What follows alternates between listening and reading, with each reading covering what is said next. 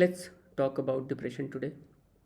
देखो, अगर आपको ये तीन डिसफंक्शनल थॉट्स बार बार आपके दिमाग में रिपीटेड मोड पे आ रहे हैं, that I am no good, मैं बहुत बुरा इंसान हूँ, मैं बेकार आदमी हूँ, मेरे से कुछ नहीं होगा, वन थिंग।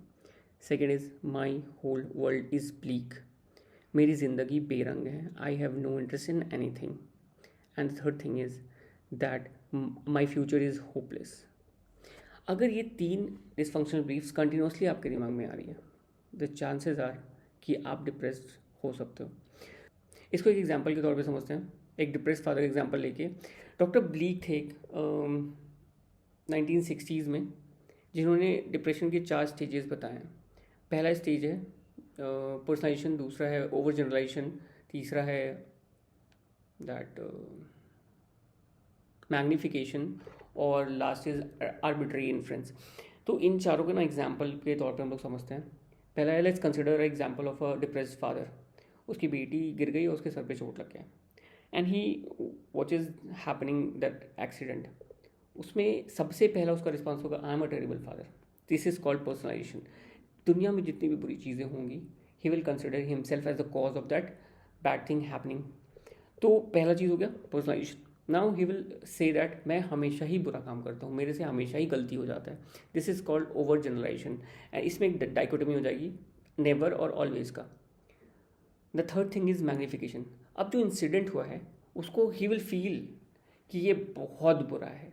लाइक अब जो उसकी बेटी के सर में चोट लगा, ही विल कंसिडर कि ब्रेन डैमेज हो जाएगा। And the fourth thing is arbitrary influence, जिसमें ही विल कंसिडर कि पूरी दुनिया अब उससे नफरत करेगी जस्ट बिकॉज कि एक उसकी बेटी के साथ एक्सीडेंट हुआ है।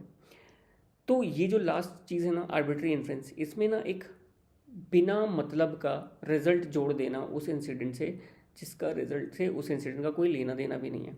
तो ये 4 स्टेजेस में डिप्रेस्ड पर्सन गुजरते हैं, और फिर उनको वो डिसफंक्शनल बिलीव्स उनके दिमाग में कंटिन्यूसली आती है, जो कि है, I am terrible father, I always do such mistakes, a great bad thing has happened and now everyone will hate me। ये चार स्टेजेस तो हो गए, एंड इसकी वजह से एक रिपीटेड कॉन्स्टेंट फीलिंग उसके दिमाग में आई, I am no good, my world is bleak, and my future is hopeless, I have no hope in my future.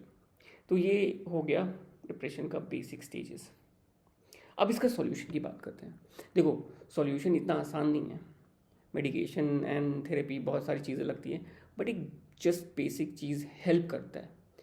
If you will watch your thought and identify the stages like personalisation, arbitrary influence, आप किस stage पे कौन सी feeling से गुजर रहे हो, आप सिर्फ उसको आइडेंटिफाई कर लोगे ना, it will help a lot. Meditation भी बेसिकली यही है, watching your thoughts, watching the flow of your thoughts. बस आप इसको ध्यान में रखें and it will definitely help.